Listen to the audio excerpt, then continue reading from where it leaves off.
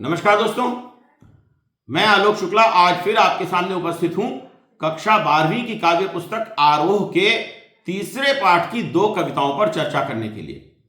लेकिन आगे बढ़ने के पहले मेरी चैनल को सब्सक्राइब कर लीजिए और बेल आइकॉन भी अवश्य दबा दीजिए ताकि आपको हर नए वीडियो का नोटिफिकेशन मिलता रहे। आरोह के इस पाठ में पद्म भूषण कुंवर नारायण जी की 2 कविताएं हैं। कुंवर नारायण को साहित्य अकादमी पुरस्कार और ज्ञानपीठ पुरस्कार सहित अनेकों पुरस्कार मिले हैं। उनका जीवन परिचय पाठ्यपुस्तक में दिया गया है, जिसे यहाँ दोहराने की आवश्यकता नहीं है। उन्होंने कविताओं के अतिरिक्त लेख, कहानियां, समीक्षाएं आदि सब कुछ लिखा है। उन्होंने आत्मजयी नामक प्रबंध काव्य भी लिखा है। इस पाठ में उनकी पहली कविता है कविता के बहाने। इस कविता में वो बता रहे हैं कि कविता की कल्पना का स्रोत कुछ भी हो, लेकिन कवि की कल्पना उससे कहीं आगे निकल जाती है।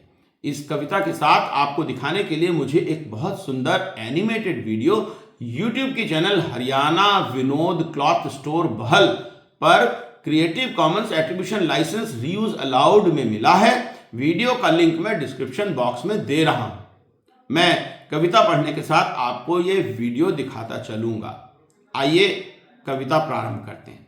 कविता की उड़ान भला चिड़िया क्या जाने, बाहर भीतर इस घर उस घर, कविता के पंख लगा उड़ने के माने, चिड़िया क्या जाने। यहाँ पर कवि कह रहा है कि यद्यपि कवि को कविता लिखने की प्रेरणा चिड़िया से मिली है, लेकिन कवि की कल्पना चिड़िया से बहुत आगे निकल गई है। कि कवि की कल्पना की उड़ान बहुत ऊंची है, वहां तक तो चिड़िया भी नहीं पहुंच सकती। कविता तो कभी इस घर के बारे में और कभी उस घर के बारे में लिखी जाती है। इसका अर्थ है कि कविता में तो घर घर की कहानी है जो छोटी सी चिड़िया की समझ के बाहर है। कविता एक खिलना है फूलों के बहाने, कविता का खिलना भला फूल क्या जाने, बाहर भीतर इस घर उस घर, बिना मुरझाए महकने के माने, फूल क्या जाने। तो आपने इस वीडियो में देख ही लिया कि कवि फूलों को देखकर भी कविता लिखता है। फूल की सुंदरता उसे कविता लिखने की प्रेरणा देती है, लेकिन फूल मुरझा जाता है पर कविता नहीं मुरझाती। इसलिए कवि को लगता है कि फूल कविता की गहराई को नहीं समझ सकता।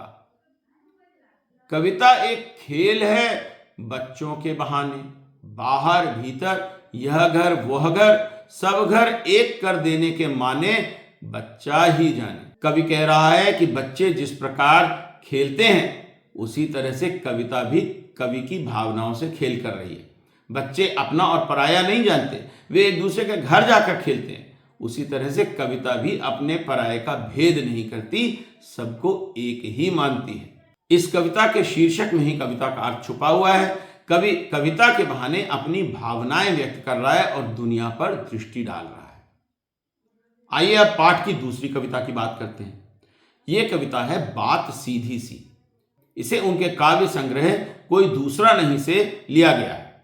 इस कविता में कवि कह रहे हैं कि अक्सर हम सीधी सी बात को घुमा फिरा कर कहते हैं, जिससे वो बात टेढ़ी हो जाती है और कभी कभी उसका अर्थ भी बदल जाता है। हिंदी में एक कहावत है, बात टेढ़ी की बत कहा, अर्थात बात तो सीधी है पर उसे कहने वाला ही उसे टेढ़ा बना रहा है। बात सीधी थी पर एक बार भाषा के चक्कर में जरा टेढ़ी फंस गई। उसे पाने की कोशिश में भाषा को उल्टा पलटा, तोड़ा मरोड़ा, घुमाया फिराया कि बात या तो बने या फिर भाषा से बाहर आए, लेकिन इससे भाषा के साथ साथ बात और भी पेचीदा होती चली गई। कहने वाला अपनी बात को इतना घुमा फिरा कर कह रहा है कि उसके कहने का अर्थ ही बदलता जा रहा है और बात पेचीदा होती जा रही है। अगर वो अपनी बात सीधी तरह से कहता तो उसका अर्थ आसानी से समझ में आ जाता, लेकिन बात को घुमा फिरा कर कहने से अर्थ का अनर्थ हो गया। सारी मुश्किल को धैर्य से समझे बिना मैं पेंच को खोलने के बजाय उसे बेतरह कसता चला जा रहा था, क्योंकि इस करतब पर मुझे साफ सुनाई दे रही थी तमाशबीनों की शाबाशी और वाह वाह। कवि कह रहा है कि साधारण भाषा में अपनी बात कहने की जगह वो अपनी कविता की भाषा को किसी पेंच की तरह घुमाकर कस रहा है। कवि ऐसा इसलिए करता है क्योंकि उसे लगता है कि घुमा फिरा कर टेढ़ी बात कहने से सुनने वाले को उसमें कुछ चमत्कार दिखाई देगा और वे कवि की प्रशंसा करेंगे, लेकिन वास्तव में ऐसा होता नहीं है। लोगों को सीधी बात ही समझ में आती है। आखिरकार वही हुआ जिसका मुझे डर था। जोर जबरदस्ती से बात की चूड़ी मर गई और वह भाषा में बेकार घूमने लगी। कवि कह रहा है कि सीधी सी बात में चमत्कार लाने के फेर में जब कठिन और न समझ में आने वाली भाषा का प्रयोग कविता में किया गया तो वह बात निरर्थक होती चली गई। उसमें चमत्कार तो उत्पन्न हुआ नहीं, उल्टा उसके अर्थ ही समाप्त हो गए। हार कर मैंने उसे कील की तरह उसी जगह ठोंक दिया। ऊपर से ठीक ठाक, पर अंदर से न तो उसमें कसाव था न ताकत। जब कवि ठीक प्रकार से अपनी बात को समझाने में असफल हो गया तो उसने जैसा लिखा था वैसा ही अंतिम रूप कविता को दे दिया। जैसे पेंच की चूड़ी मर जाने पर जब उसे कसा नहीं जा सकता तो दीवार में हथौड़े से ठोक देते हैं। कहने का तात्पर्य यह है कि यद्यपि भाषा की अधिक चतुराई के कारण कविता अर्थहीन हो चुकी थी, परंतु कवि को अपनी कविता पूरी करनी ही थी, इसलिए उसने उसे उसी कठिन और निरर्थक भाषा में पूरा कर दिया जिससे उसके भाव ही समाप्त हो गए। बात ने जो एक शरारती बच्चे की तरह मुझसे खेल रही थी, मुझे पसीना पोंछती देखकर पूछा, क्या तुमने भाषा को सहूलियत से बरतना कभी नहीं सीखा?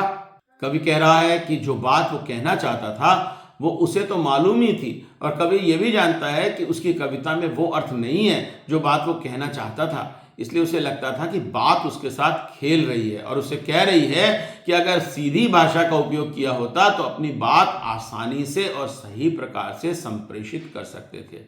इस प्रकार कवि के लिए एक सीख भी है, और कवि इस कविता के माध्यम से हमें भी सीख दे रहा है कि सीधी सादी भाषा का ही प्रयोग करना चाहिए। आइए देखते हैं इन कविताओं को कक्षा में कैसे पढ़ाएं। कविता का भावार्थ तो आप कक्षा में बताएंगे ही। पहली कविता में कल्पना की उड़ान पर चर्चा करिए। बच्चों से पूछिए कि उनकी कैसी कल्पनाएं हैं। इस बात पर भी चर्चा की जा सकती है कि कल्पना किस प्रकार दुनियावी चीजों से बहुत आगे जा सकती है। दूसरी कविता में सीधी और घुमा फिराकर कही गई बात के उदाहरण दिए जा सकते हैं। आप कक्षा में बच्चों के साथ ये खेल भी कर सकते हैं कि कोई सीधी सी बात एक ही वाक्य में कही जाए और बच्चों से कहा जाए कि उसी बात को घुमा फिरा कर कहें। देखिए कि ऐसा करने पर किस तरह बात का बतंगड़ बनता है। इन कविताओं में बहुत से मुहावरे भी हैं, जैसे जोर जबरदस्ती, चूड़ी मर जाना, कील की तरह ठोक देना, कसाव होना, सहूलियत से बरतना, तोड़ना मरोड़ना आदि। आप इन मुहावरों का अर्थ कक्षा में बताइए और बच्चों से वाक्य में प्रयोग कराइए।